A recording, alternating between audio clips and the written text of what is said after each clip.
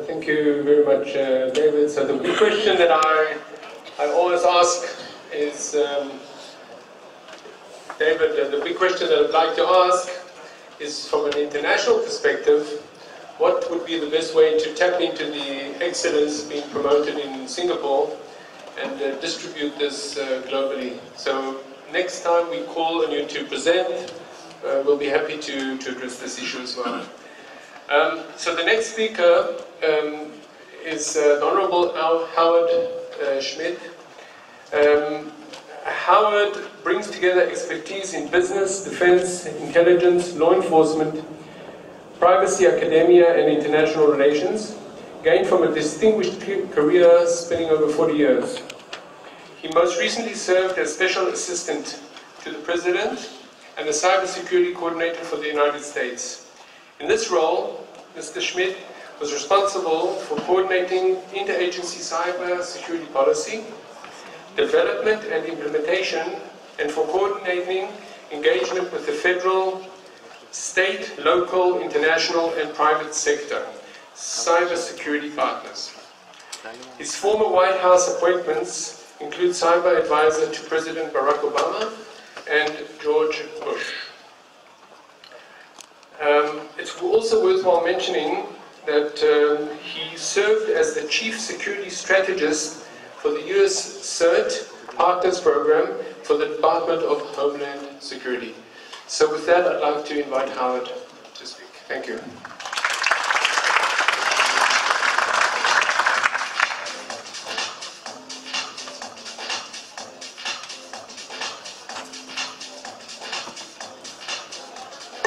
Well, it's close to good afternoon, even though it's not afternoon yet, so hello, and very, very pleased to be here and to follow a very distinguished speaker as David Cole. Not only is David do many, many jobs, but he's done them for a long time, and my work with Singapore over the years, every time I marvel more of how many jobs you can do at one time and do them well. I do not have a PowerPoint. For those that you know and follow these things, Vint Cerf's birthday is today, the father of the internet, we call him. And Vint and I have been friends for, probably there were about 35,000 people on the internet. And he and I were doing a presentation in Washington, D.C. when the voice from the control room in the back said, "Mr. Vint, or Mr. Cerf, do you have a PowerPoint?" And his response was very simple. Power corrupts. PowerPoint corrupts absolutely. I was working for Microsoft at that time, and it was very difficult to do anything without a PowerPoint, and since then I have not used one. Anyway, it's my comments today on the issue of national information sharing and all the things related to the international side of it is very important. This is not a new issue. In 1998, President Clinton signed a presidential decision executive order that stated specifically three things. The vast majority of private industry or critical infrastructure is owned and operated by private industry. That the government at the time did not have an interaction with them enough to worry about where we even stood when it came to critical infrastructure. And the third thing was private sector was not organized to share information about the protection of critical infrastructure. So when he signed the executive order, as some people are aware, the presidential or executive orders and these sort of things can direct the U.S. government to do things, but recommend things to private sector. So in May of 1998, during a speech at the U.S. Naval Academy, he talked about those three things. The first thing was encouraging private industry share information in what they call ISACs, Information Sharing Analysis Centers. The reason that was so important, because at least the vast majority of what we depended on had the ability to share information. And bear in mind, at this time, for those that sort of follow the tech industry, my old boss, Bill Gates, Scott McNeely from Sun Microsystems, and Larry Ellison from Oracle were not exactly the best of friends at that time. But yet, Mary Ann Davidson, the Chief Security Officer for Oracle, Whit Diffie from Sun Microsystems, and I worked very closely to help create these things, creating the ITISAC. There was the financial services. And this has paid tremendous dividends. But it only gave us part of what we needed. So zoom ahead to post 9/11. President Bush appointed Richard Clark as the chair of the President's Critical Infrastructure Protection Board. I was the vice chair until Dick's retirement, which he really should not have retired, but he did. But we put out a national strategy to secure cyberspace. And I encourage you, if you have an opportunity, it is still very much available on the White House and the Homeland Security websites. But it said the same thing.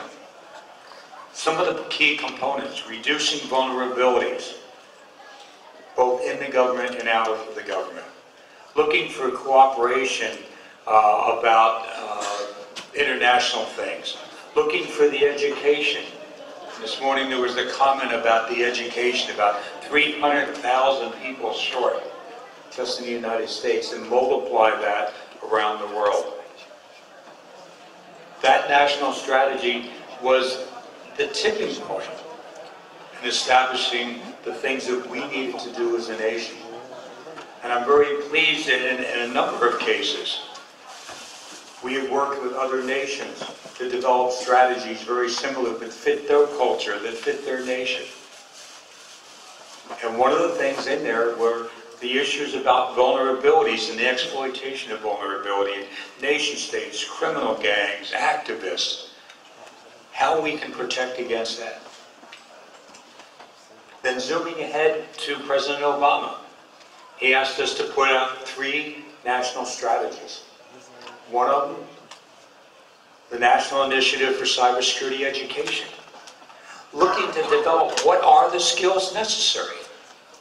Because back in the old day, when we did computer security, and it was later named information security, later named information assurance, and now called cybersecurity, we knew we would not have enough people to fill the positions, but we had to figure out what the positions were. And it's interesting, from my private industry and my government, when you talk to someone about what is a cybersecurity expert, they say people that understand security. But there's different things. There's different technologies, mobile devices, Internet of Things, televisions being the center of your existence. Let alone the network things and the identity management. And all these things fit into it. But they're all part of a big cybersecurity.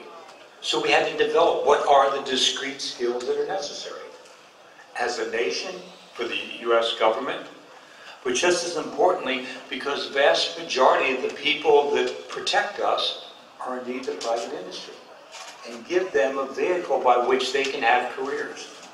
I was speaking to someone earlier, when Ambassador Dan Shapiro and I worked together at the White House before he took over as the great ambassador. And he talked about some of the children in his family and others around, that this is a good path to go, if indeed the opportunity presents itself. So that was one.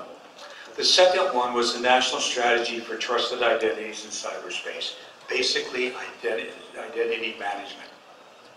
When we look at the vast majority of the intrusions that take place, they all circle around using user ID and password. And I would imagine many of the people in this room, and the ones that I know, you don't have 1 or 2 passwords and user IDs. You don't have 3 or 4 or 5 or 6. I have 57 different accounts, different airlines, different hotels, different accounts, different universities that I'm a part of.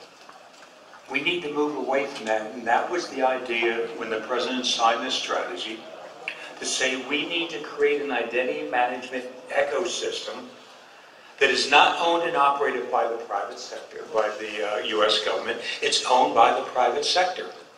As a matter of fact, the government was looking to be a customer of that. But when you look at all the bad things that have happened, including many of the things within the U.S. recently, they all boil down to clicking an email that gives someone access to a system to elevate, which is the second part of the digital identity. Because if you're receiving emails from a digital signed person or individual, you have a higher level of trust. You can filter out the bad things, the phishing emails, the pieces of malware. So it was very important for us to develop this national strategy. The third one, and probably the most important, that affects all of us today, is the national strategy for international cyberspace. You notice there's nowhere in that word that says security. Because cybersecurity is more than, it's just a piece of cyberspace. We need it.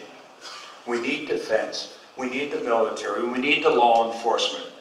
We need the security firms within the companies. We definitely need the universities to train our next generation. But it's much more than that.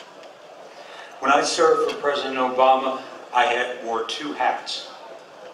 I was looking at the national security aspect of it, but also the national security side of it as well. And it was interesting because we would go in the sit room and I would tell people, declare immediately, that I'm the only one in this room that can be legally schizophrenic in what I say. On the security side, we want to lock it down. We want to protect it. We want to make sure people aren't getting into it, and if they do get in it, they're found immediately. But on the other side, we want an open society, an open internet. We had to find that balance. So Israel, Singapore, Japan, Germany, a lot of the countries that I work in are absolutely looking at the same thing. Where is that balance? But what we do know, that the international cooperation is key. And my last comments about the international cooperation. I've seen it in many areas. The comments were made earlier today about the cooperation is so vitally important. Since 1998, and even earlier than that, we've talked about it. We need to execute. We need to start trusting in our friends and our colleagues, and not having information that's only available to the United States or to Israel or to Germany or something. Because even though we have national interest in this, the internet is much bigger than that. If we want to have it protected against countries like we've seen recently, North Korea, Iran, that are looking to do things either in a retaliation or more or less to head up on us, we need to protect against those. But we don't destroy the internet and protect against others. Our privacy protection is critical. It's not just something consumers need to worry about from businesses. When you look at a situation where you have 4 million victims, those are things that could have been prevented by doing the things that we need to do, by sharing the information, by looking at the technology beyond our borders. Because when I look at the technology here in Israel, or Singapore, or India, or places like this, it should not be discounted. Because even though the big companies, the multi-companies around the world work at this very hard, there's also a lot of companies that can provide that same technology. But don't get labeled with, oh, this is a foreign country and it's a foreign software, therefore we can't trust it. We have to learn that trust. The governments can't do it, and we in private sector have to take the lead and make a difference in what we do. Because all of you in this world, in this room, and any place we go, you're a citizen of the internet. We may have our national citizenship, but the internet is what makes us work in everyday life. So while we have problems, and we will continue to have problems until we develop the technologies, we develop the business processes, and we develop the government relations that are willing to stand up and say, listen, we will cooperate with each other to stop the bad guys, but also to improve the life and the interoperability through the internet. So the last point, if you have an opportunity, and Ambassador Shapiro brought this up this morning, the National Strategy for International Cyberspace is an invitation. It's an invitation for everyone in this room to do their part to secure their part of cyberspace, and that indeed makes us all more secure.